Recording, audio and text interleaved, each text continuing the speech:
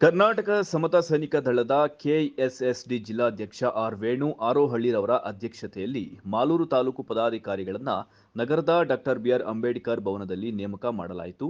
ಮಾಲೂರು ತಾಲೂಕು ಅಧ್ಯಕ್ಷರಾದ ದೊರೆಸ್ವಾಮಿ ಭರತ್, ಕಾರ್ಯದರ್ಶಿಯಾಗಿ ಎಂ ನಾಗೇಶ್, ಕಾರ್ಯಾಧ್ಯಕ್ಷರಾಗಿ ಭರತ್, ಉಪಾಧ್ಯಕ್ಷರಾಗಿ ವಿ ಸುರೇಶ್, ಸಂಘಟನಾ ಕಾರ್ಯದರ್ಶಿಯಾಗಿ ಗಂಗಾಧರ್, ಗೌರವಾಧ್ಯಕ್ಷರಾಗಿ ಮಂಜುನಾಥ್, ಖಜಾಂಚಿಯಾಗಿ ಜಯಮಂಗಳ, ಜಂಟಿ ಕಾರ್ಯದರ್ಶಿಯಾಗಿ ಲೋಕೇಶ್ ಹಾಗೂ ತಾಲೂಕು ಅಧ್ಯಕ್ಷರಾಗಿ ಶ್ರೀನಿವಾಸ್, ಯುವ ಘಟಕದ ತಾಲೂಕು ಅಧ್ಯಕ್ಷರಾಗಿ ಶಶಿಕುಮಾರ್ ಎಸ್ ರವರನ್ನ ಸರ್ವಾನುಮತದಿಂದ ಆಯ್ಕೆ ಮಾಡಲಾಯಿತು.